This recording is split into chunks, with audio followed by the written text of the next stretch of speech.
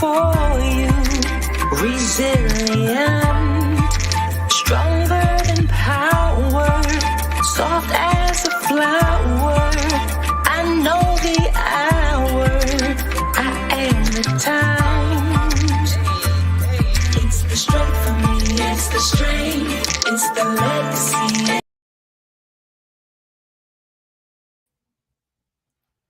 Hi, I'm Joya Jefferson Nuria, and I am the Interim Executive Director of Unerased Black Women Speak. Our fearless leader, Gwen McKinney, is on a health and healing sabbatical since being diagnosed with breast cancer back in January. We wish her all the luck, and though I enjoy sitting in her seat, I'm looking forward to her coming back to work. For those of you who may be joining us for the very first time or may not be familiar with Unerased Black Women Speak, we are a public engagement initiative committed to shaping narrative and creating content that tells the continuous and unfolding story of Black women. Our partner in this lovely endeavor of tonight is Black Women Unmuted. Their mission is to bring clarity about what Black women are talking about, are thinking about, and are doing in U.S. politics. And their goal is to make this news off mute, taking this news off mute, one story at a time, and delivering to you. Well, this is a special show. We are gathered here tonight to honor the late Valerie Boyd. She is a beloved writer, editor, and Herculean figure in the world of American literature in general and Black women literature in particular. She is revered by Alice Walker, A'Lelia Bundles, Charlene Hunter Galt, and a host of Black women writers and literary fans here and abroad. Many of the writers that we're talking about are here with us tonight. As I said, Valerie Boyd is a researcher, editor, and writer. She wrote the definitive biography of Zora Neale Hurston entitled Wrapped in Rainbows. She died far too young on February 12th of this year. And 2 months to the day later, this week on April 12th, Simon & Schuster released the last book that she edited called Gathering Blossoms Under Fire, The Journals of Alice Walker from 1965 to 2000. Valerie talked about how pleased she was to get this assignment and forged a lifelong friendship with Alice Walker. But let us get our show started today. We are joined by some of the best writers in our country's history. Some of you guys I know well. And I want to introduce you, but I want to say something that came to me in the research and doing this show. I'd never heard of Valerie Boyd, though I read and knew literature, but I didn't know her until her death. And when I got the assignment to put together this tribute to her, I got to know her. She's the only person I know who had an obituary in every major newspaper in this country. I read all of your essays and comments on her and Googled her and listened to her on C-SPAN Book TV. And I am so sorry I didn't know her. So sorry I missed an opportunity to be in her presence. So this show is very special to me, as it will be for our audience, to know more of Valerie Boyd. So let me now introduce you to our audience, to our guest. And if you're in the audience and you want to make a comment, you have a question, please do so. We are joined today by Joyce Davis, Shea Youngblood, Karen Marable, Denise Milner, Tina McElroy Ansa, and Sarah, my little brain has just clicked off. Sarah Lomax, please forgive me. I do love you, Sarah. I do love you. Fine. You told a story about Valerie Boyd. Have with us today Sonia Ross. And Sonia Ross is a childhood friend of Valerie's and also the founder of Black Women on Music, who is our partner today. Sonia, tell us about who Valerie was as a child. Oh, everybody who knew Valerie already knows what Valerie was like as a child, because the Valerie she was when she left this earth was the same Valerie from when she was 9, 10, 11 years old. We lived in the same community on the west side of Atlanta and attended both George Alexander Towns Elementary School and Charles Lincoln Harbor High School together. Valerie was my first editor in life. She was the editor of the Trojan Courier newspaper at Harper. Val was quiet, um, deep, cerebral, even then, cool, calm, and as smooth and easygoing as you can imagine. Sometimes children have a rambunctious attitude toward life or an approach. She wasn't merry like that, jolly and skipping like that. She was a regular little girl, but she was a cool customer from day one. Mm-hmm. You said that she was a cool customer from day one. Mm-hmm. A lot of exciting things happened in her life. Were you there when any of those things unfolded while she was writing Wrapped in Rainbows or Alice Walker Calls? Or were you there for any of that? Kind of. Thank God for electronic communication, because that helped us to maintain close ties. Val was big on email and would share some things on email, but also she was intensely private. So she didn't share absolutely every detail. A lot of it you had to just sort of, from knowing Val, you had to say, oh, that had to mean a lot to her, or that has to be really important to her, or in just talking to the Val grapevine, the other women who knew Val and were close to Val. When we would share tidbits with each other, we go, oh, okay, then this is a big deal for her, and I must govern myself accordingly. Because she was never going to say, this is a big deal to me, and you need to be, on deck with this. Yeah. In line with what you were saying, where she was intensely private about some things in our podcast, which launched yesterday, Alilia Bundle said, so many of you did not know about her second cancer. And I did we found know. out. Yeah. Who was the one who said that? Yeah. Did not know. Yeah, I did not. Hard. Yeah. I did know about the first, but I did not know about the second. And I found out about it in 2019 when she actually pushed and won, including me in the McGill Fellows program as a McGill scholar or whatever for their fellows that year. And she wanted me to come to Athens, and she had ambitious plans. She was gonna come down. We were gonna hang out and get dinner after, because getting dinner after was a big deal for Val. And I said, okay, great, And then the day of, she said, oh, I have a doctor's appointment, but I'll come down after that. I said, I don't know that you should be coming to Athens after a doctor's appointment. And sure enough, she didn't have the strength to do all these things that she had planned. And I told her, don't worry about it. But that's when I sort of knew, okay, this is pretty big for her. Yeah.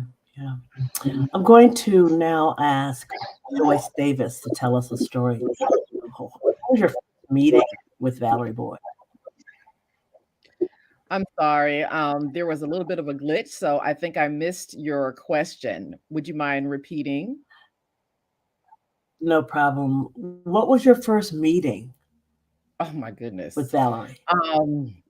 That's a really good question. And I cannot remember. She just became a part of my life. I'm a Metro Atlanta native, as she was. And when I moved back from New York after 9/11, I just began running into her in the kind of cultural events and literary events around the city. And of course, she was an AJC reporter, and I'm a journalist by trade.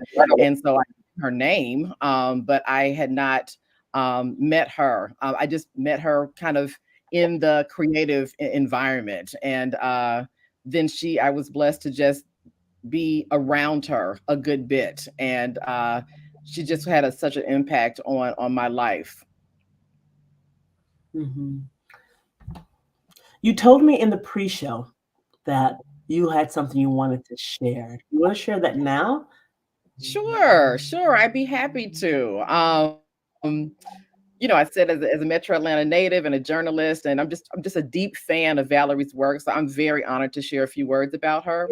Valerie always seemed like the writer whisperer to me, as that is how the majority of our interactions were punctuated.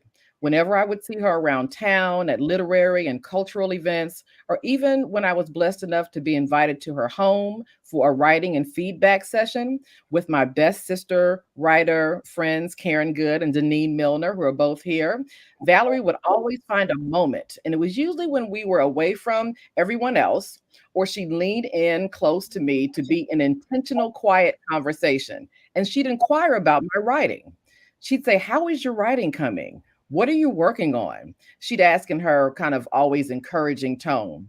And for many years, I'd answer how I was trying to get back to my literary writing, or embarrassingly share how little I'd worked on it. And she would inevitably say, "Well, I run this program, and I think you should apply." She said it to me for years. And I had her and the program always in mind for when the time was right. She was a writer's writer, an editor's editor, a gentle and incredibly talented elevator, motivator, and enthusiastic encourager, mentoring so many so well. Even when I was blessed to be on stage with her, after she led a dynamic conversation with our beautiful literary luminary, Alice Walker, with whom we were all dancing gloriously with on stage to Stevie Wonder's ads, I saw so many folks just sidling up to Valerie, who co-chaired the celebratory weekend with Ms. Walker's 75th trip around the sun. I saw them thanking her and her leaning into them, fully present in their shared moment. And I know they were getting some writer, whisperer goodness from Valerie. This scene was replicated across that beautiful weekend, really whenever I was in Valerie's presence. So I still hear her encouragement. And I'm sure just like anyone who ever had the joy of being in relationship with her, even if it was only for one brief conversation, I still feel her presence. So I just want to say thank you, Valerie, for your years of encouragement. I and many others are farther down our creative paths because your caring, nudging, searing talent, and committed advocacy to this craft we love. Your spirit, it really looms large in our souls. Thank you, Valerie. And that's kind of what I wanted to share. That's beautiful. Thank you very much. Thank you very much. Okay, so I've heard so much from each of you. I've read so much. I don't even know where to go next. But I'm going to go to Sarah Lomax Reese, since I had a brain freeze on her name earlier, and I hope you will forgive me for that. But share a story or so about Valerie and you. Sure. Thank you. I'm so honored to be a part of this this gathering. And I wrote something when Valerie passed, and so I'm going to read a bit of it. It's kind of long, but I'm not going to read all.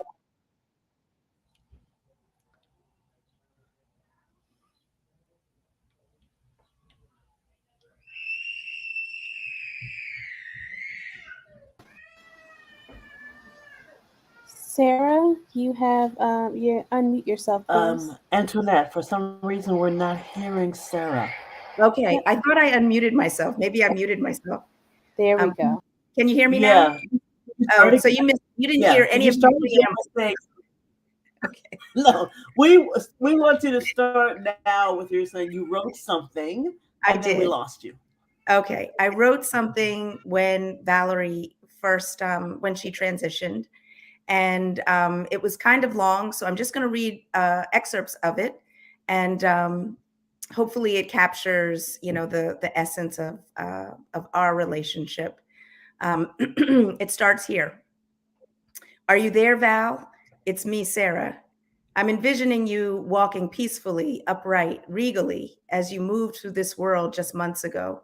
Powerful, strong, grounded, wise. What's happening on the other side? Are you chilling with Audrey and Tony and Belle and Ida? And I know for a fact that you made a beeline for the queen herself, Zora. You were inspired and determined to tell Zora Neale Hurston's true, nuanced story wrapped in rainbows, was your ode to your muse.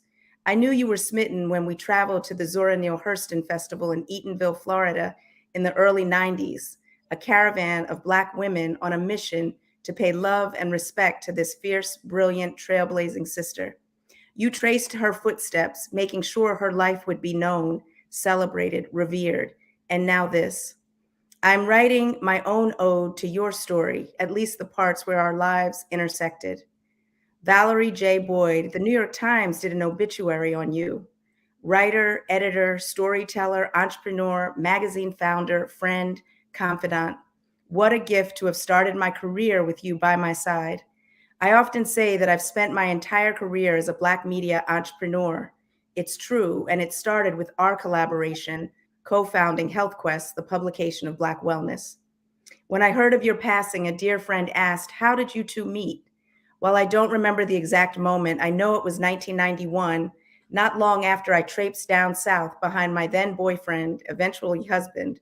I was 25, you were 27, young in our careers, but bold and confident, assured that we were going to change the magazine world. It didn't take long for us to realize that while our personalities were different, we were kindred spirits. HealthQuest, the publication of Black wellness, sprung from our hearts and minds, sitting around dining room tables, mine in Buckhead, yours in the West End. We published our first edition in January 1993 with an amazing team of young Black creatives. No ads, lots of fire. That first issue tackled abortion rights and the politics over controlling Black women's bodies. The front cover screamed, how free are we? And it featured an illustration of the naked torso of a Black woman with suit and tie wearing white men peppering her body. I remember our first bit of press came in USA Today with a piece announcing our debut. The article listed our fax number for subscription inquiries. This was way before email and social media were ubiquitous. Within hours, my small upstairs home office started buzzing with fax beeps. The word was out. HealthQuest was here. Over the years, you were a powerful role model. You were always a deep, patient listener, wise, wonderful, and intense. That has always been your MO. On December 11th, your birthday, I texted you, happy birthday, VJB, wishing you boundless joy, peace, health, and happiness. Celebrate the amazing life you have created. Enjoy. You responded, Valerie responded. Thank you so much, SLR. I'm feeling very grateful today. Also happy we are still in each other's lives. Let's catch up soon. Love you. While we didn't talk again, we exchanged a few more texts and emails. I'm very grateful to have known and worked with you, witnessing your brilliance up close and personal. What a gift. May you continue to inspire us from the other side, harnessing the abundance of ancestral wisdom that you channeled throughout your lifetime. We are all the richer and wiser for it. One love, again and again and again. Sarah.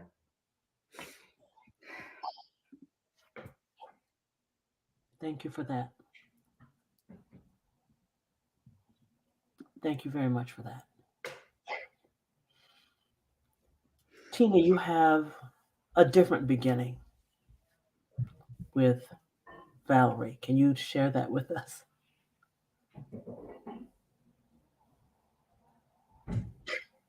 You're muted. Are you muted? Mute myself. Okay. I'm chuckling because I said, I knew you were going to ask me that. Yeah. You know, we didn't talk about I did have a rocky, you know, I laughed because everybody asked other of my sisters here, you know, when did you meet Valerie? And then they can't quite remember. I can remember exactly when I met Valerie. It was in the kitchen of Leland Harris's apartment where she had been invited against my wishes. after she had torn my poor little baby novel apart in the pages of the HAC. But the wonderful thing about that story, and I love to tell that story, is because we came to love each other so much. People are always talking about love at first sight, but there are other things besides love at first sight. There's that love that you get into, that you get over your differences and you settle into, and that's the kind of of love that Valerie and I finally had. That's sort of I write about our rocky road to love, and that was it. But one of the things that I love so about Val, and everyone talks about the same thing, and that is her call to arms. That you could call her and she would know exactly what you wanted. After our rocky beginning, she had the nerve to to find me our assistant, literary assistant, for a project that we did in 2020. She made sure that I got tickets to Alice Walker's 75th Spin Around the Sun. That she made sure at every turn that I felt like a special person. And that I wasn't a stepchild because we had a rocky beginning. No, but she always made me feel this way. And I always think about it in terms of motherhood. We have 5 children in my family. And my mother always made us feel like we were the center of the world. And when you were talking to Valerie, you were the center of her world.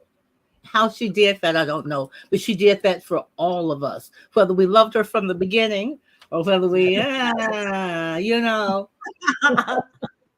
love that she forgave me, that I forgave her, and we never even said a word about it. Yeah. Ever. That's absolutely beautiful. Can I tell you something funny though? Yeah. I did.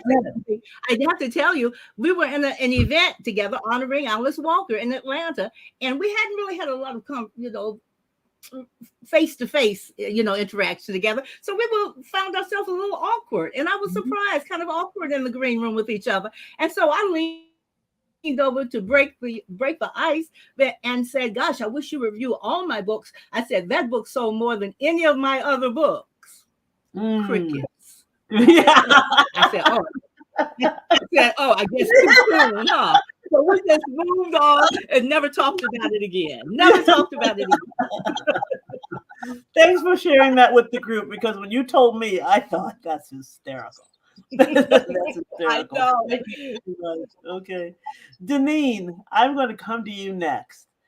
Tell me a Valerie Boyd story as it relates to you. Oh, goodness. So Valerie and I knew each other like game recognizes game for a very long time before we finally met face to face in 2017.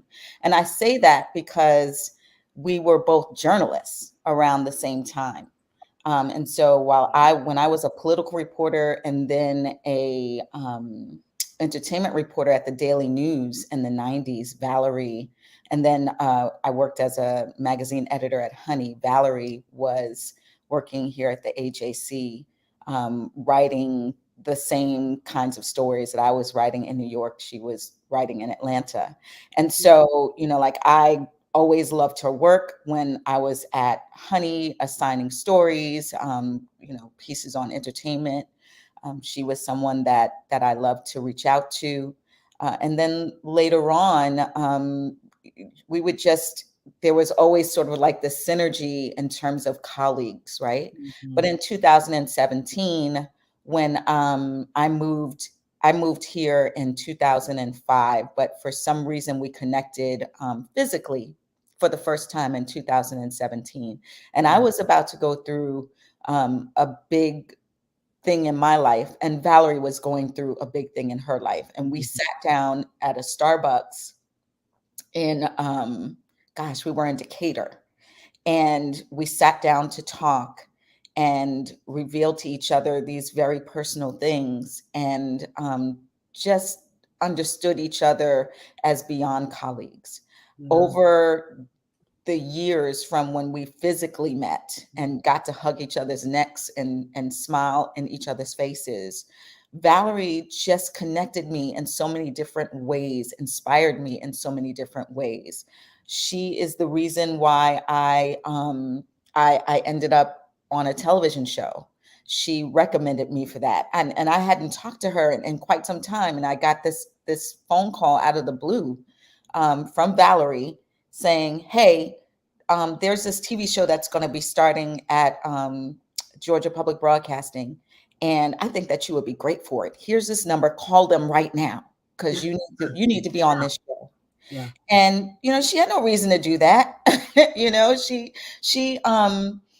When she worked at UGA, she would invite me to come and talk to her students about I did a lot of social media work, and in the journalism world, sometimes blogging and doing social work on social media doesn't get the kind of recognition or attention or respect that sometimes it quite frankly deserves. And Valerie invited me to her class as an expert to talk to her students about what they were experiencing as young people getting ready to get into a business that was rapidly changing. And Valerie understood that and invited me, little old me, to come and talk about my experience in a way that was completely respected versus the way that it was disrespected by some of our own, journalism and author peers. And I remember one specific time when I went to present to her class that she, afterwards we went out for tacos at Bar Taco, I believe, and margaritas. And we started talking about epigenetics. I have no idea how that came up. Right? Yeah. And I was like, what is epigenetics? Explain that to me. And she explained it, and the folks that we were in communion with started talking about it. And that conversation was the impetus for my novel. And so Valerie just has moved throughout my life, like I'm sure everybody in this room can say that Valerie had this way of coming in and just like taking her finger and touching you on the shoulder. And then it was like magic and rainbows. Wow. Right? Like something good was going to happen because she, in her infinite wisdom and her love for writing for Black women and for us, would try to be that connector that Joyce was talking about. Try to be that person who lets you know that whatever you think you are, I see bigger for you. And so let's go ahead and do bigger. Yeah. And I love that about her. That's one of the stories I have heard in this couple of months of putting this together, is that she lifted people up. Yeah. Her whole job was to lift people. It's almost like it was her calling. And, even down to Zora, where she lifted her up, and now Alice, where her job was not to be the forefront, but to lift everybody else around them. Okay, so I think we're going to go to Shay now. Thank you, Deneen. That was a great story. Thank you. Thank you. Shay. Hey, Joya. Hey, everybody. It's great to be with this amazing, beautiful group of gorgeous Black women. I am so happy. Thank you, Valerie, for putting me in the stream. And Deneen, I have to co-sign you on that before I tell the story I was going to tell, because yes, in the time that Valerie has left us, and I've had conversations with people who knew her, I didn't know she knew all these different circles. And the thing that stays with me the most is that she made me believe I could do things. I was like, I don't know if I could do that. She's like, girl, you got this. Do that. Send that novel over here and do that thing. And then you can write this article. I got an article I want you to. I was like, really, you think I can do it? And so she really lifted me up in so many ways. And there are things, paths and steps I would not have done without her. I want to say that. It's like I have to co-sign you on that, Deneen. And she made all of us feel special. I thought I was really special. And then I talked to some other people like, well, I feel special too. They tell me a story. So she had that ability to be right there with you where you were, knew the place that you need to go, and also make you feel special and that you could rise higher than you could even see. So thank you for reminding me of that. I know exactly when I met Valerie. I was on a panel, an arts grant panel, and I had been going through stacks of unremarkable grant applications. And I came across hers. It was a proposal for 8 Rock. And those of you who know 8 Rock know that it was a groundbreaking, innovative magazine that Valerie founded in the 90s. And it was quite amazing. So that I was introduced to her first through her work, and I didn't meet her for some time after that. And then we had a lot of people in common that we knew. Alice Walker has said that Wrapped in Rainbows reads like an adventure book. And I have to say that Valerie and I had quite a few adventures together. Some I can't repeat here, but we had some very good times together. And she has been my editor, my mentor, and my friend for over 30 years. And while she was working on Wrapped in Rainbows, she started calling me Zora. Mostly because I'm a dreamer, but also because I have chosen a rather unconventional career path. And without reservation, though, she has supported many dreamers over the years. About a year ago, Valerie sent me an article. She emailed me an article from The Guardian. The title was "A Dirty Secret. You can only be a writer if you can afford it." The article ended with the paragraph, quote, "To be a writer is a choice, after all, and I continue to make it. But perpetuating the delusion that the choice is not impossibly risky only hurts the participants' ability to reconsider the various shapes their lives might take in service of sustaining them." End quote. I was a little bit defensive when I read this article. In my response to her, I thought she was telling me I better keep my day job. All these years, and she told me I better keep my day job. Valerie responded with this email. And this is from Valerie. "Good morning, Shay. That story just reminded me, and I wanted to remind you that we are doing well, sustaining ourselves in a profession that is really hard to sustain without a lot of help or privilege. Sometimes I know we may get down on ourselves for not doing better or more, but this was a sobering and somehow reassuring reminder that we have each made a name for ourselves in a profession where a lot of folks come and go unseen, even with a lot more privilege than we have." End quote. My friend Valerie reminded me every day of our friendship, how to be a good friend, how to love unconditionally, how to stay positive in the face of huge obstacles, how to give grace, how to share belly laughs, how to grieve, how to share resources, and how to protect your peace. I miss her every day. I will love her forever. Okay, you hear a voice in the background. That's my lovely grandson. I want to now move on to Karen Marable. Karen, your story about our lovely Valerie Boyd. And I hope that the people who are listening to this, either while we're doing it live or while if they come back to it, when they come back to it later, will understand that this is a story of a sister who supported sisters. This is a story of the beauty of our Black women's souls, and the beauty enhanced when we connect together. And then when we are in these intellectual circles, we understand that we're giving voice to our voice that may have been muted all these years, erased all this year because of race and gender. And that's something that Valerie was not going to fall for. And she reached out to you, and from what I understand, there might be hundreds of others, including her students, who he lifted up in support of Black women voices.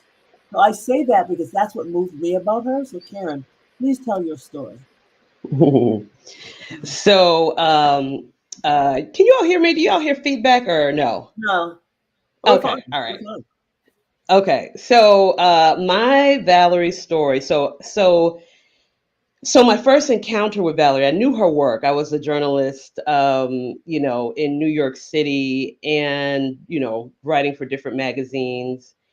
And I remember there was a moment where I just kind of I needed a break. I was living in Brooklyn and in Flatbush, it was a lot. And my friend had given me a copy of Wrapped in Rainbows. So this was, I don't know if I said the year, but it was 2003. And I read it and I was just like, ooh, okay. And I knew that like after reading it, I was like, I want to go on this ancestral tour. And, on my list was James Baldwin and Nina Simone and Zora, but I didn't have enough money to get to the south of France. So, it was going to be Zora. So anyway, a mutual friend of mine said, I know Val. I know the author of Wrapped in Rainbows. I can connect you to her. And so, but like I knew who Valerie Boyd was. So I was like, okay. And then I had read her book. So I was, feeling humble. And so I called her, and let me tell you something. This woman did not know me from Adam, even though she did say she knew my work, which was, nice to hear. But I told her what I was doing. I told her what I needed. I was like, I need to get away. I need to write. I need to sit at the feet of Zora. I need something else besides what I'm doing. And she says, okay, so this is what you do. She told me where to go. She told me how to get there. She told me who to call. And she told me, don't worry about photos of where you're going to stay. Just trust me. Trust me. Now, mind you, like I said, I had never met Val. And so I trusted her. I went to this place in Florida. She sent me to Sarasota, Florida, because that's where she stayed when she was writing Wrapped in Rainbows, because she would travel to Zora's, gravesite and her birthplace, from Sarasota. I got there sight unseen. This was a house. It was an apartment actually on the beach. I woke when you walked in, I was like, it's on the beach. It's not like near the beach. It is on the beach. And I coming from Brooklyn, I was like, oh my God. Okay. So I was supposed to be there. Yes. I was supposed to be there for 2 weeks. Mm-hmm. And I stayed for 9 months. Wow. And that's how, I stayed in contact with Val. She like really held my hand every step of the way. She was talking to me about the project I was working on. I just could not believe my luck. Anyway, so fast forward to 2016, I moved to Atlanta, and Val and I became friends, and I still was like in awe of her. I'm still just like, oh my God, Val, you changed my life, And Val was always so cool. She'd just be like, girl, she just seemed tickled, because she was always so chill. But we really did become friends. Like, she invited me to what I call her altar of a home. And if she had a knack of creating a beautiful home, my God, which I saw again in Sarasota. I was like, this is okay. And then when, I knew we were friends when she was just like, girl, call me Val. Like, we would go out to eat and do things, call me Val. And it took a minute before I felt like I could do that. And then, but I eventually did. And she would call me Notorious KGM. And, and, she'd be like, Notorious KGM, do you want to write this and you want to write that? And I will say this was to Tina's point, which was so funny. So one of the last stories, Valerie and I worked on was the story in The Bitter Southerner. And it was about HBCU bands. And I'm from Prairie View, Texas originally, and that's a HBCU town. And, Val knew that. And so Val called me, and only Valerie Boyd can do this. She was like, Karen, there's this, I want you to write this story, and I need it in like 3 days. Now, anybody who knows me, that knows that I am not the person to call about a story that you need in 3 days, right? Like, I was like, have we met, Val? I think that this is not what this is not my ministry. This is not my ministry, But Valerie Boyd was like, girl, you got it. Just like she's done to all of us. Girl, you got it. You could do it, girl. You could do it. And I will say that is when she and I got really, really real. Like I have a text from her, like when we were going back and forth in the store, and she was like, it was like the day was supposed to close, and she was like, Karen, I need the story by 2 p.m. And I remember writing back, I'm not going to have it by 2 p.m. And she wrote me back, why? Like, suddenly, like we knew each other in a different way. Like she knew she knew a different me and I knew a different her, but it deepened our relationship. It deepened our friendship. So that's kind of, that's how I know her and how I always know her. Like I can say that she really became my friend, and I'm so humbled by her. I'm humbled by her. There's another woman. Thank you very much for that, Karen. That's a funny story. I love that. And if I had found a house on the beach, I'd be there for 9 months also. Like on the beach. Okay. On the beach. Somebody else. Alice Walker was somebody who became her friend also.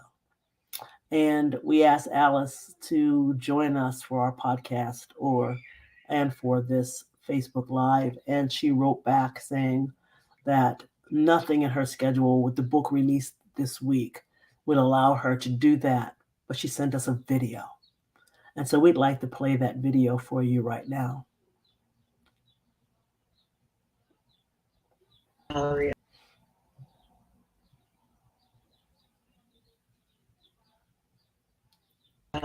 all day and all week.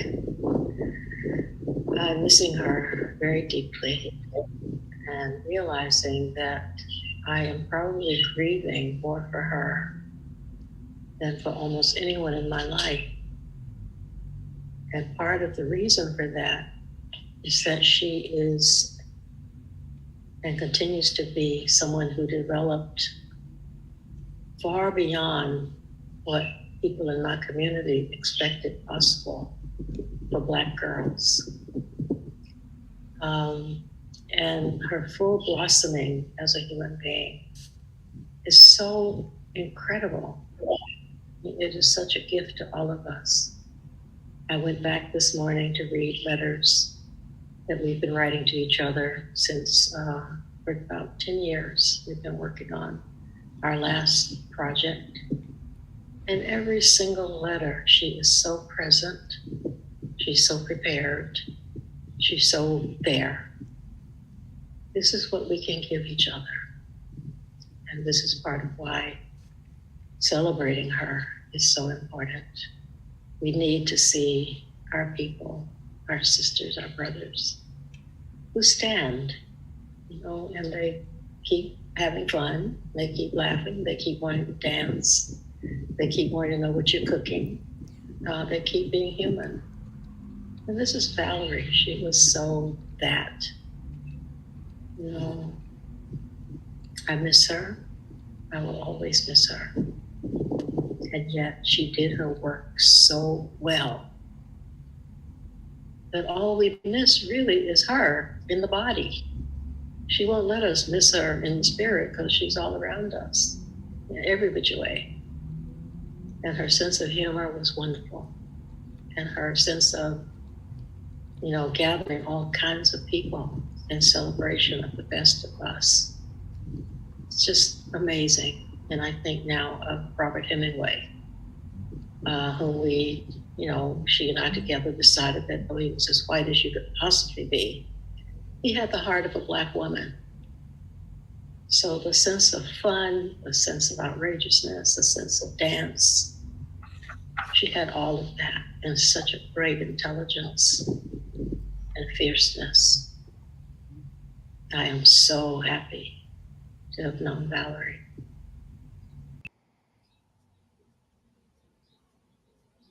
It appears that you were all so happy to have known Valerie. Yeah. In our podcast, there were so many of you who wanted to salute Valerie. We had to divide you up. And so we had a podcast, as I mentioned earlier, and now this live. And in our podcast, author Alelia Bundles read from a few of Valerie's emails. And I want to read one of them, what she said in one of them, in one section. She said, quote, "This was January 4th, 2013. But she wrote just a few minutes later in a reply, she says, quote, on another note, I just learned that Richard Long passed away. I just had drinks with him and Karen Cleaver 2 weeks ago at Randall's house after a day at the archives, all day at the archives and then red wine with brilliant people. I remember it being a perfect day. Life is short, my friend. Let's live it." And I thought that was quite poignant. In doing the research I did for this show, and I know we have lots of things that people wanted to read and do, but we're drawing close to the end.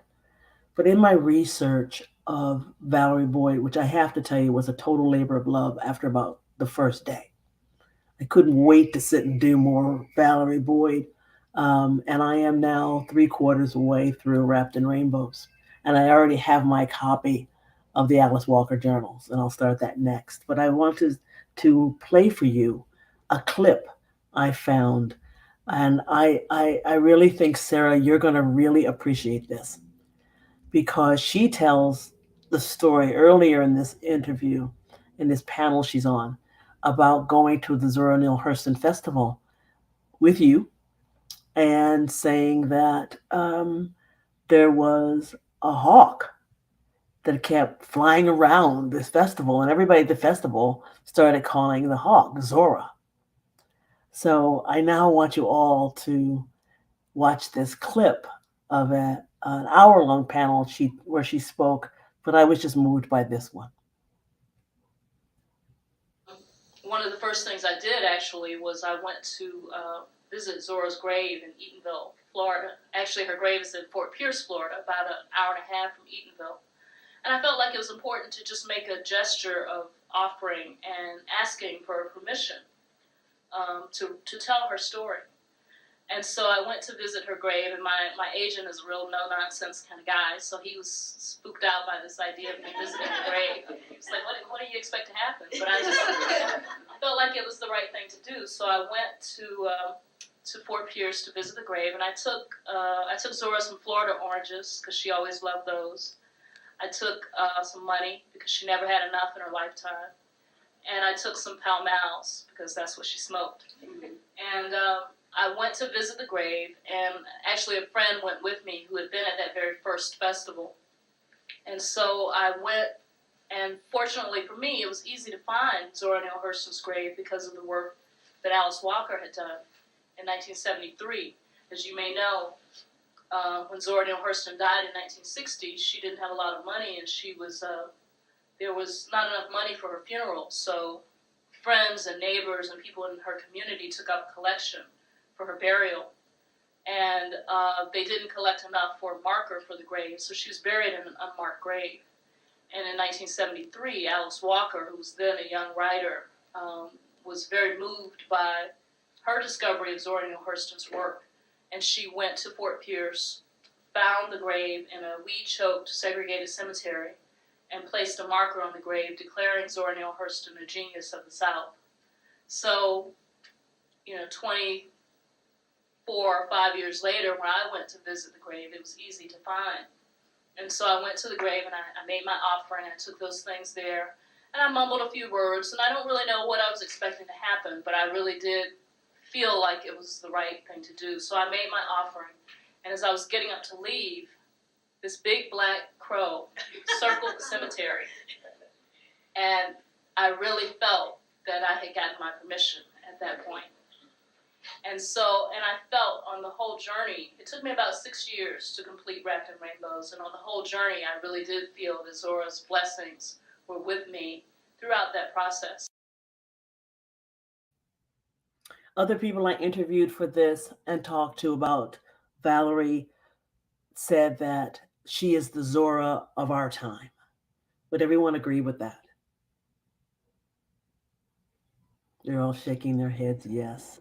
I think that she is her own unique, she is her own thing, person, writer. She might be following that in that lineage, but Valerie was an original. She was like unlike anyone else I ever knew. So it's so beautiful. If I were to ask you to give me a quick answer to one question, what is Valerie Boyd's contribution to American literature? Not just her writings, but the support she's given you, but what is her contribution to American literature? And I'm going to call on people if you don't volunteer. Joyce? I would say that Valerie's contribution is enormous. She has mentored so many writers, so many editors, so many creatives across different genres, across different fields. There's so many stories that have continued to come out since she's passed, of things that we didn't even know, connections that we didn't even know that we had to each other, or how these stories got into the literary consciousness of America. I would say that she's like a mother of these inspiring and these historical and these foundational narratives that are not always elevated in the ways that they need to be. She has helped to birth so many of these stories, and I think that is her legacy. And she is also taught all of us who are on this in this event to do the same thing. She has spun it forward. That is her legacy. That is her legacy. Yeah. Sonia, you're the person who spoke first. I'm going to let you be the person who speaks last. I'm going to have you ask I'm going to ask you that same question. What's Sonia's contribution to literature and journalism? I would have to say that Val is sort of more like connective tissue, the cartilage and the joints that cause everything to work, because without the cartilage, the knees are bad, right? And she's connective tissue. She brings various strands and different functions within this literary world together and makes them work together in ways, disparate sections of this writer's world, and makes them work together beautifully. That's what she's always been. I think I had said in the immediate wake of her passing that I've never done this journalism thing without Val, ever. I mean, going back to when we were teenage girls, I've just never done it without her. And I don't know how I'll do it without her. But I just know it will get done because she wouldn't have it any other way.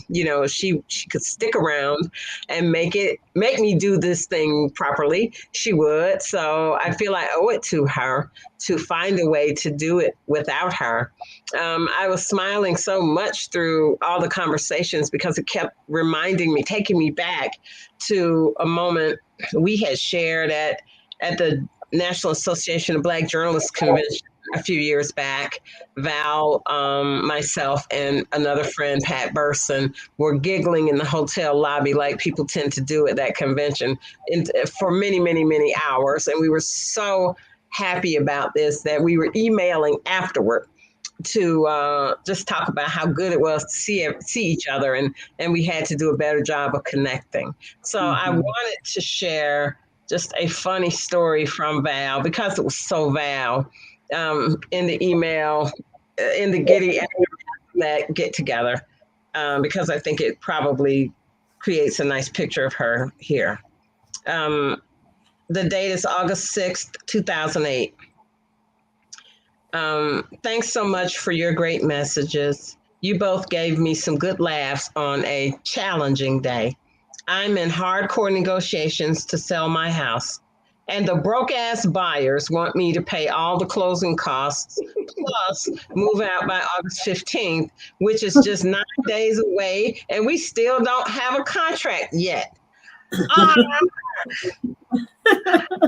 stopped at Starbucks in Little 5 Points. Actually, that's where I am now. And as I was getting my laptop out of the trunk, some vagrant guy walked up to me holding a MARTA card saying, "Excuse me, ma'am," but I interrupted.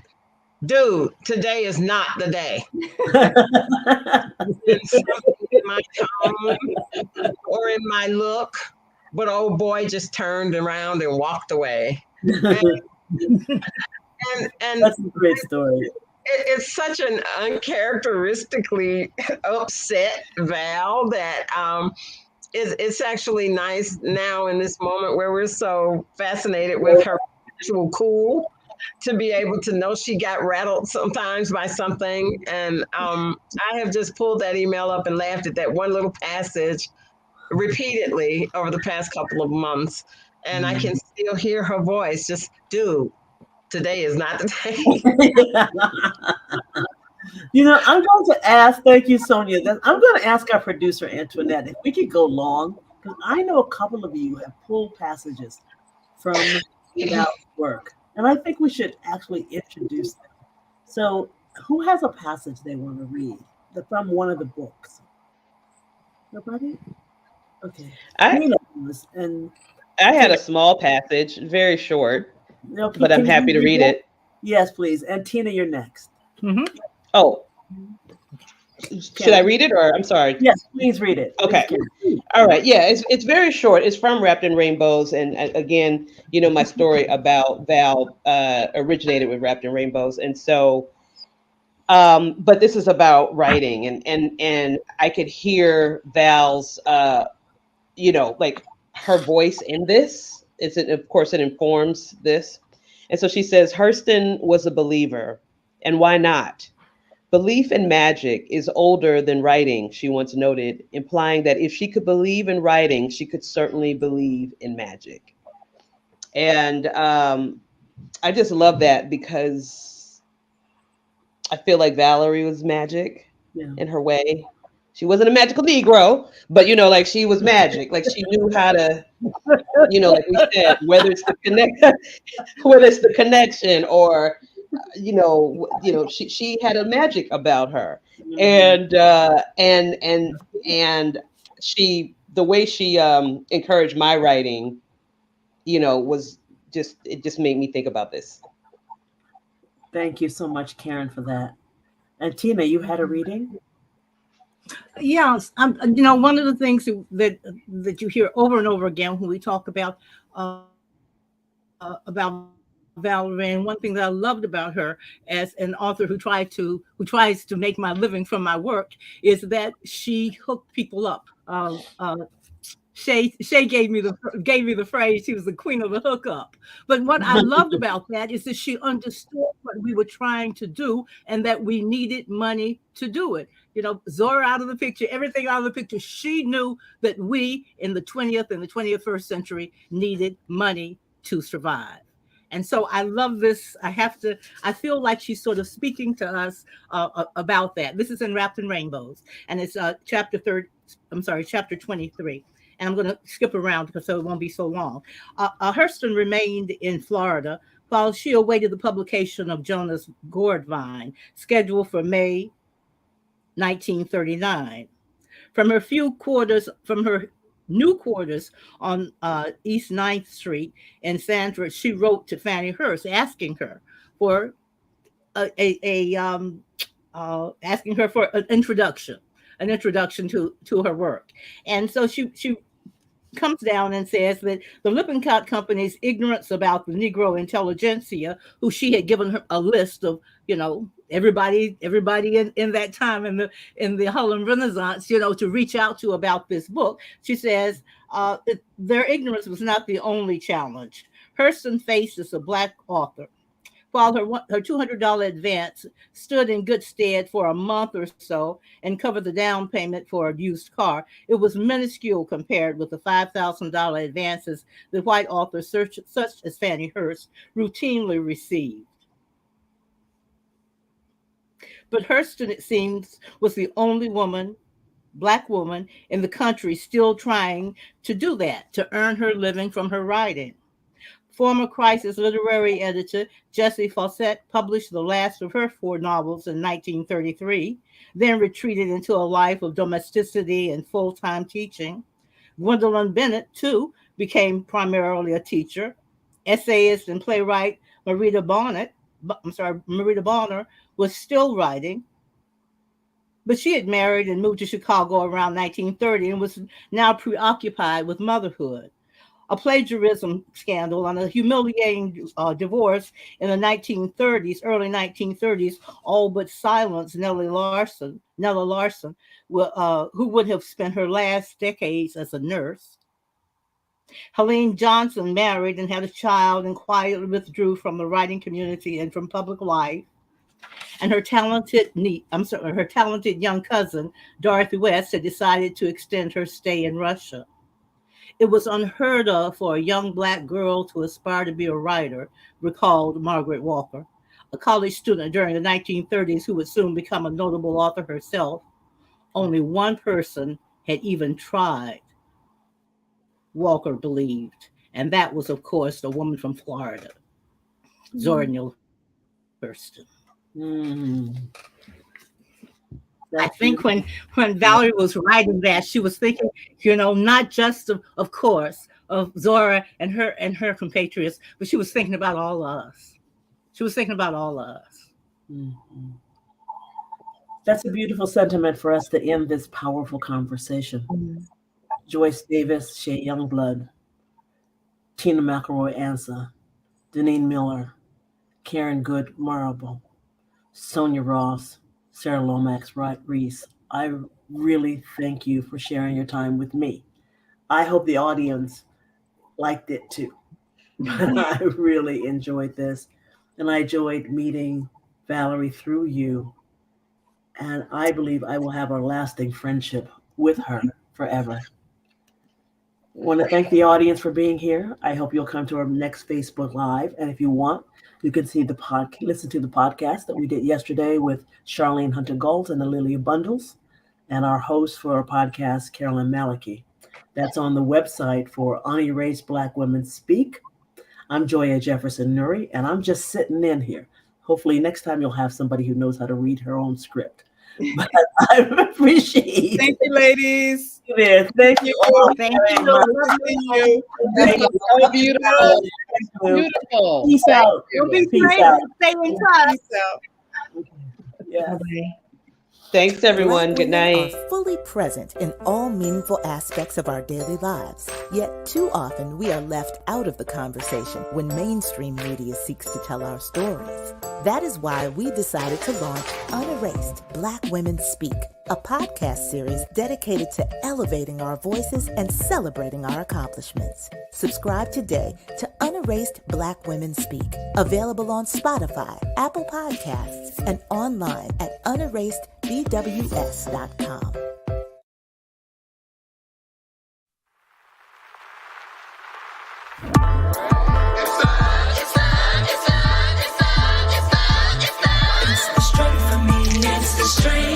It's the legacy, it's the faith, it's the history, unerased of a sisterhood, of a race.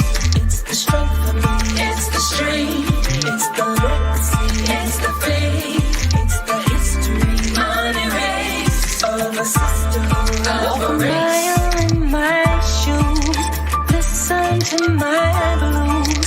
I stand before you, resilient, stronger than power, soft as